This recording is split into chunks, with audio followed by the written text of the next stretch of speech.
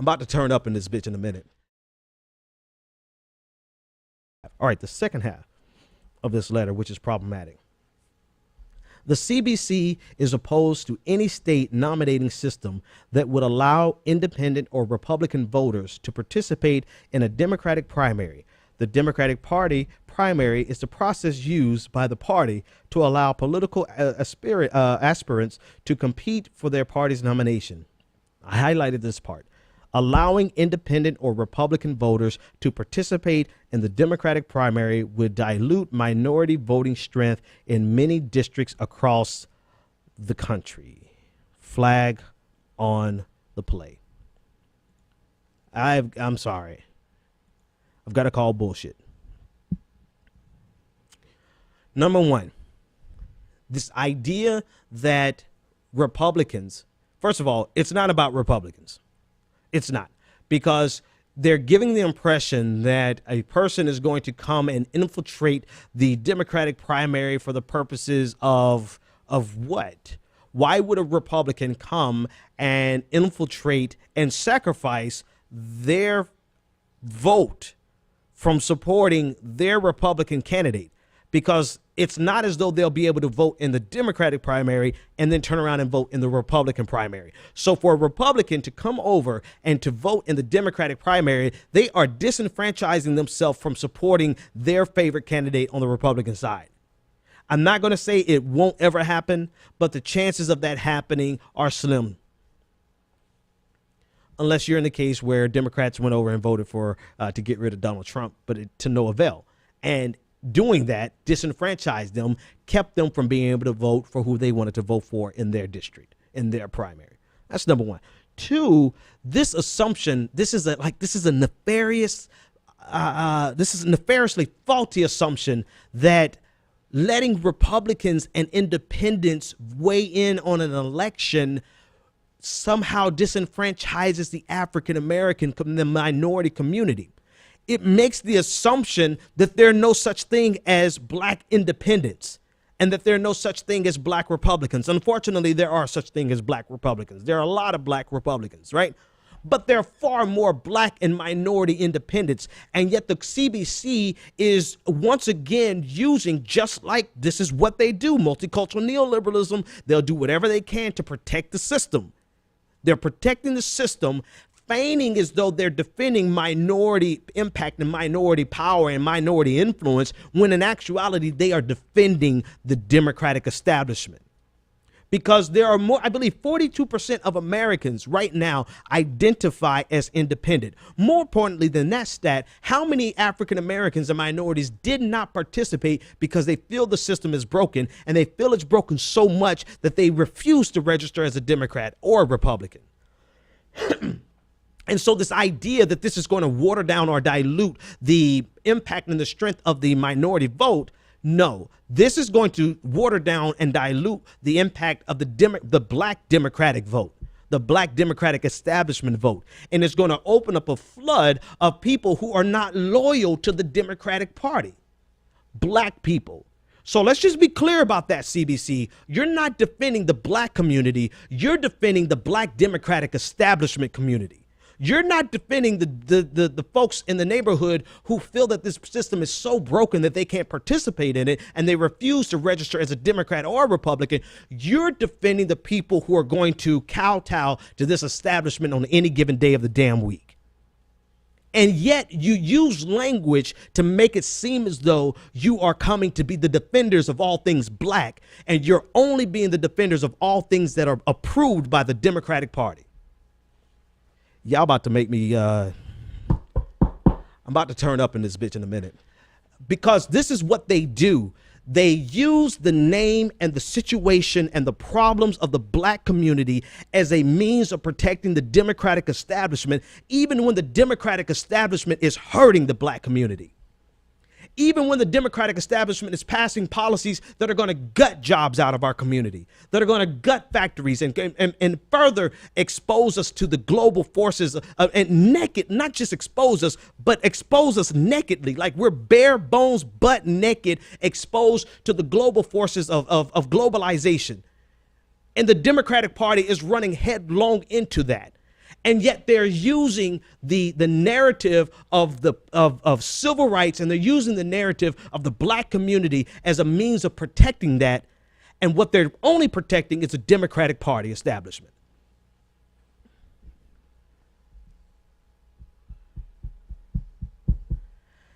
And they're doing this, and they're playing this card now because they create and further this narrative of Bernie Sanders being this old white man who's trying to attack the black community, when in actuality, Bernie Sanders is an old white man who's trying to attack an establishment that has been raping the black community.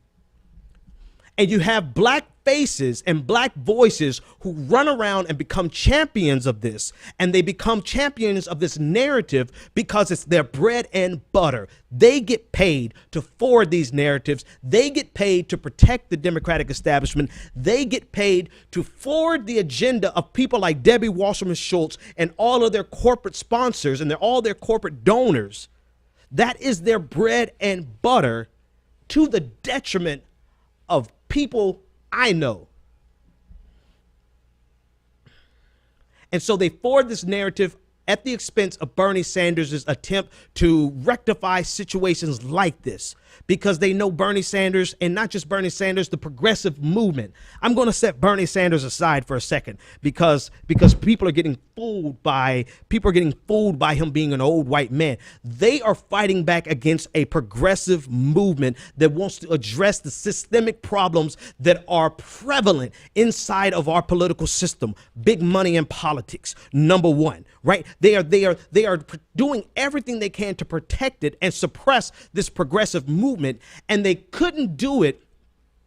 They couldn't do it in 2008 because two reasons. One, Barack Obama is black, and two, Barack Obama is a neoliberal. So eventually they realized, oh, hell, shit, we might as well take Barack Obama, because Barack Obama he's told us he is a moderate.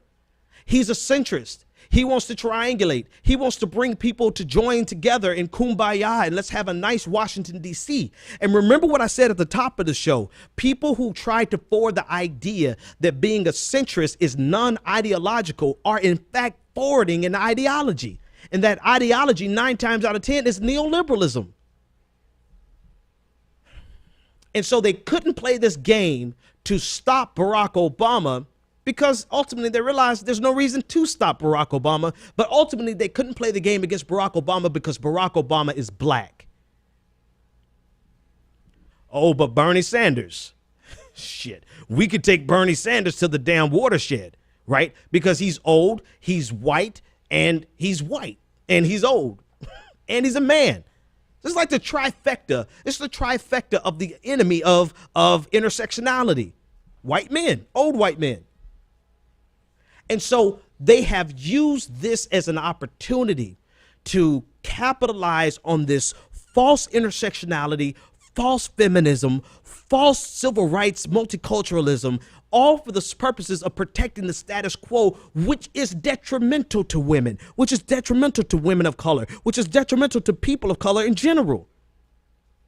And this is exactly what the CBC is doing. They're running out here saying, oh, this is so bad for the minority community, when the real reality of it is the black community ain't voting for you in the first place. Turn my microphone down before I blow something.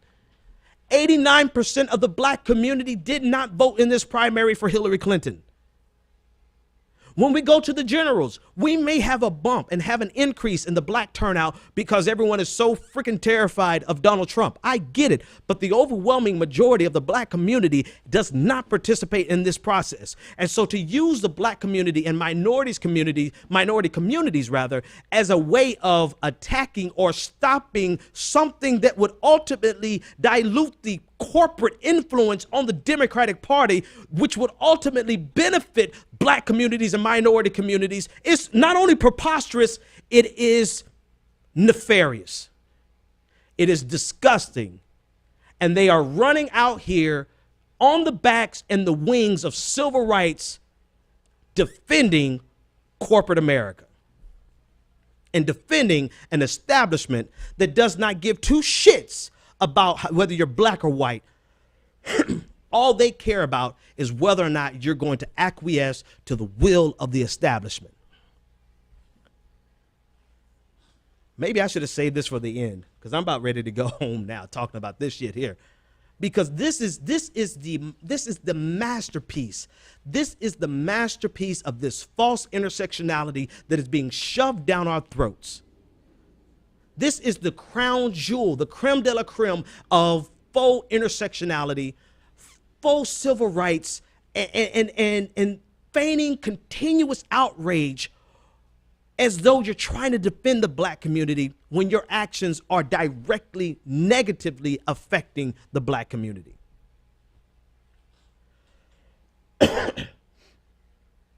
All because the progressive movement has been represented in this primary by a white man.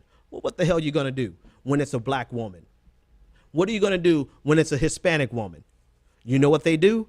They don't care. See, you have been fooled. Not you, not my audience, but the other people watching who are not my regular audience list. You have been fooled into thinking that Hillary Clinton, I almost put an expletive in between her name, but I won't. I'll respect her name.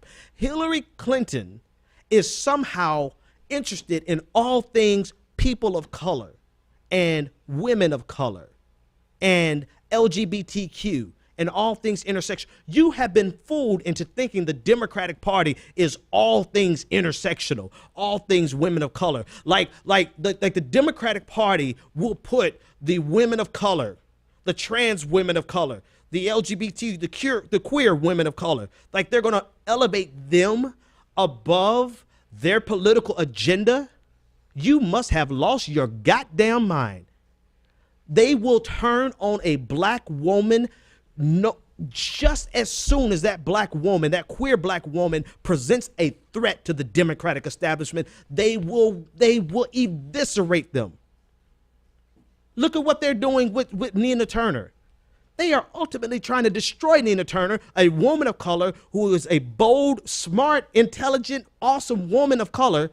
They are trying to eviscerate her. They're trying to end her politically. Look at what they did in Lucy Flores out in Nevada. They did everything they could to stop her from winning against a white man. Look at what they did against Donna Edwards running for Senate in Maryland. They did everything they could to stop her against a white man.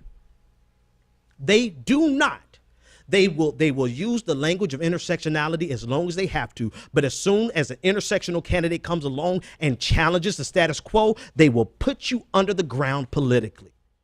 It's absurd. It's preposterous. And you have a lot of black people, a lot of black Democratic establishment firewall people championing this. And you have the CBC coming out with the same exact ridiculous, preposterous position, acting as though they're coming to the defense of the black community. In actuality, they're coming to the defense of the small portion of the black community that trust in the Democratic Party so much that they don't care what happens to the rest of the community. Yeah, I know that part was a little hyperbolic, but you get the point.